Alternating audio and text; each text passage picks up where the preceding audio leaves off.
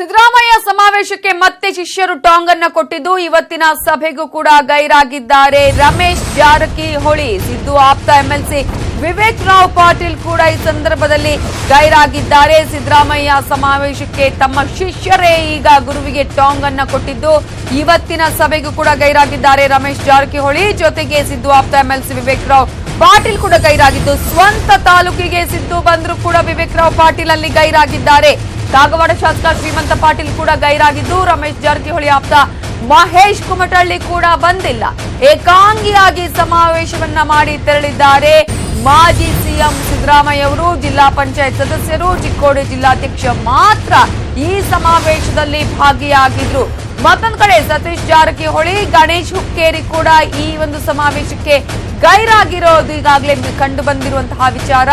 ಇನ್ನು ರಾಯಭಾಗ ಪಟ್ಟಣದಲ್ಲಿ ನಡೆದ ಕೊನೆ ದಿನದ ಸಮಾವೇಶದಲ್ಲಿ ಸಿದ್ದು ಆಪ್ತರೇ ಇವತ್ತು ಗೈರಾಗೋದ್ರ ಮೂಲಕ ಎಲ್ಲವೂ ಸರಿ ಇಲ್ಲ ಅನ್ನೋದನ್ನ ಈಗಾಗಲೇ ಬಹಿರಂಗವಾಗಿ ಹೇಳುವಂತಹ ಪ್ರಯತ್ನ ಅಲ್ಲಿ ನಡೆದಿದೆ. ಇನ್ನೊಂದು ಕಡೆ ಈಗಾಗಲೇ ಗಮನಿಸಬಹುದು ರಮೇಶ್ ಜಾರಕಿಹೊಳಿ ಜೊತೆಗೆ ಮಹೇಶ್ ಕುಮಟಳ್ಳಿ ಆಗಿರಬಹುದು, ಸಿದ್ದು ಆಪ್ತರು ಕೂಡ ಇವತ್ತಿನ ಸಮಾವೇಶಕ್ಕೆ ಆಗಮಿಸಿಲ್ಲ. ಏಕಾಂಗಿಯಾಗಿ ಸಮಾವೇಶವನ್ನು ನಡೆಸಿ ಸಿದ್ದರಾಮಯ್ಯ ಅವರಲ್ಲಿಂದ ತೆರಳಿದ್ದಾರೆ.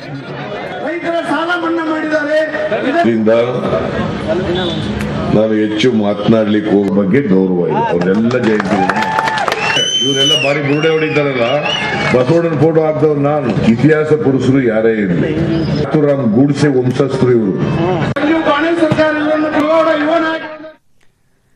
ಇನ್ನು ಗೋಕಾಕ್ ಶಾಸಕರು ನಮ್ಮ ಪಕ್ಷದ ಜೊತೆಗೆ ಇಲ್ಲ, ಅನಿವಾರ್ಯವಾಗಿ ನಾನು ಪ್ರಚಾರ ನಡೆಸಬೇಕಾಗಿದೆ ಅಂತ ಹೇಳಿದ್ದಾರೆ. ಬೆಳಗಾವಿಯಲ್ಲಿ ಸಚಿವ ಸತೀಶ್ ಜಾರಕಿಹೊಳಿ ಈ ಹೇಳಿಕೆಯನ್ನ ಕೊಟ್ಟಿದ್ದಾರೆ. ಗೋಕಾಕ್ ಶಾಸಕರು ನಮ್ಮ ಪಕ್ಷದ ಜೊತೆಗೆ ಇಲ್ಲ. ಈಗಾಗಲೇ ಗೋಕಾಕ್ ಶಾಸಕ ರಮೇಶ್ ಜಾರಕಿಹೊಳಿ ಪಕ್ಷದಿಂದ ದೂರವೇ ಉಳಿದಿದ್ದಾರೆ. ಯಾವುದೇ ರೀತಿಯಲ್ಲೂ ಪ್ರಚಾರ ಕಾರ್ಯಗಳಲ್ಲಿ ತೊಡಗಿಸಿಕೊಂಡಿಲ್ಲ. ಇವತ್ತಿನ ಸಮಾವೇಶಕ್ಕೆ ಕೂಡ ಇವತ್ತು ಹಾಜರಾಗಿಲ್ಲ. ಇನ್ನೊಂದು ಕಡೆ ಅವರ ಸಹೋದರ ಸತೀಶ್ ಜಾರಕಿಹೊಳಿ, ಗೋಕಾಕ್ ಶಾಸಕರು ಈಗ ಒಂದು ಪಕ್ಷದ ಕೆಲಸಗಳಿಂದ ದೂರ ಇರೋದ್ರಿಂದ ನಾನು ಈಗಾಗಲೇ ಅನಿವಾರ್ಯವಾಗಿ ಪ್ರಚಾರವನ್ನ ಮಾಡಬೇಕಾಗಿದೆ.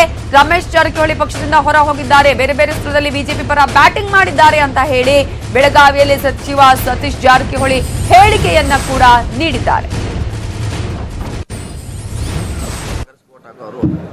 ಪಕ್ಷ ನೋಡೋಣ, ಈಗಾಗಲೇ ಅವರು ಪಕ್ಷದಿಂದ ಹೊರಗೆ ಇಟ್ಟಿದ್ದಾರೆ. ಇನ್ನೇನು ಅವ್ರನ್ನೇನು ಕ್ರಮ ಕೈಗೊಂಡ್ರಟ ಬಿಟ್ಟರಟ ಹೊರಗೆ ಇದ್ದಾರೆ. ಅವ್ರದ್ದೇನು ಪ್ರಶ್ನೆ ಇಲ್ಲ, ಅದು ಸಾಂಕೇತಿಕ ಅಷ್ಟೇ. ಅದು ಇಲ್ಲ, ಈಗಾಗಲೇ ಅವ್ರ ಬಗ್ಗೆ ಅರ್ಜಿ ಪೆಂಡಿಂಗ್ ಇದೆಲ್ಲ, ಸ್ಪೀಕರ್ ಕಡೆ ಪೆಂಡಿಂಗ್ ಇದೆ. ಮತ್ತೆ ಸಪ್ರೇಟ್ ಇಶ್ಯೂ ಮಾಡೋದು ಇದೆ, ಅಲ್ಲಿ ಇತ್ಯರ್ಥಿ ಆದರೆ ಮುಗಿದೋಯ್ತು ಅಷ್ಟೇ. ಈ ಚುನಾವಣೆಯಲ್ಲಿ ಸ್ವಲ್ಪ ಗೊಂದಲ ಆಗೇ ಆಗ್ತಿದೆ. ಯಾಕಂದರೆ 20 ವರ್ಷದಿಂದ ಅವ್ರು ಹಿಡಿತಲ್ಲಿದ್ದು ಕಾನ್ಸ್ಟಿಟ್ಯೂನ್ಸಿ, ನಾವು ಒಂದೇ ವಾರದಲ್ಲಿ ಅಷ್ಟು ಸುಲಭವಾಗಿ ಅದನ್ನ ಕಿತ್ಕೊಳ್ಳಿಕ್ಕೆ ನಮಗೆ ಗೊತ್ತಿದೆ. ಅದಕ್ಕೆ ಪಾರ್ಟಿಯಲ್ಲಿ ಉಳಿಯೋರು ಇದ್ದಾರೆ. ಅವರೇನು ರಮೇಶ್ ಜಾರಕಿಹೊಳಿ ಸತೀಶ್ ಜಾರಕಿಹೊಳಿ ಅಂತ ಏನಿಲ್ಲ, ಪಕ್ಷದ ಮ್ಯಾಗಳು ನಮ್ಮ ಕಡೆ ಭಾಳಷ್ಟು ಕಡೆ ಹೋದಾಗ ನಾವು 35-40 ವರ್ಷದಿಂದ ಕಾಂಗ್ರೆಸ್ಗೆ ಓಟ್ ಹಾಕಿದ್ದೀವಿ. ಈಗೂ ಕೂಡ ಶಾಸಕರಿಗೂ ಕೂಡ ನಾವು ಕಾಂಗ್ರೆಸ್ಗೆ ಓಟ್ ಹಾಕೋರು ಭಾಳ ಕಡೆ ಹೇಳಿದ್ದಾರೆ. ಇನ್ನು ಅವರು ಭಾಳಷ್ಟು ಕ್ಲೋಸ್ ಇರೋ ಅಭಿಮಾನಿಗಳು BJPಗೆ ಹಾಕಿ ಹಾಕ್ತಾರೆ, ಅದರಲ್ಲಿ ಪ್ರಶ್ನೆ ಇಲ್ಲ. ಮತ್ತು ಟ್ರೆಡಿಷನಲ್ ಓಟ್, ಕಾಂಗ್ರೆಸ್ನ ಟ್ರೆಡಿಷನಲ್ ಓಟ್ ಏನಿದೆ ಒಂದು 25-30 ಸಾವಿರ ಎಲ್ಲ ಕಾನ್ಸ್ಟಿಟ್ಯೂನ್ಸಿಲಿದೆ, ಅದು ಯಾರು ಪಾರ್ಟಿ ಪರವಾಗಿಲ್ಲ. ಚುನಾವಣೆಯ ವೇಳೆ ಆಪ್ತರ ಮನೆ ಮೇಲೆ ಐಟಿ ರೇಡ್ ವಿಚಾರಕ್ಕೆ ಸಂಬಂಧಪಟ್ಟ ಹಾಗೆ ಬಳ್ಳಾರಿಯಲ್ಲಿ ಸಚಿವ ಡಿಕೆ ಶಿವಕುಮಾರ್ ಪ್ರತಿಕ್ರಿಯೆಯನ್ನ ಕೊಟ್ಟಿದ್ದಾರೆ.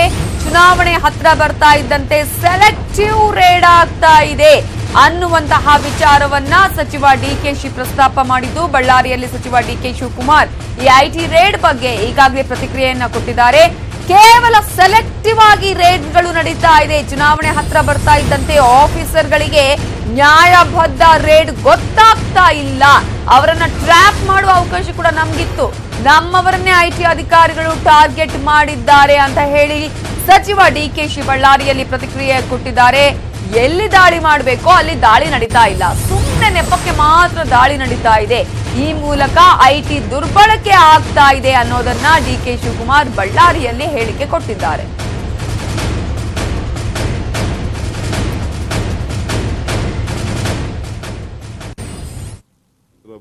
ನೋಡಿ, ಎಲೆಕ್ಷನ್ ಹತ್ರ ಬರ್ತಿದ್ದಂಗೆ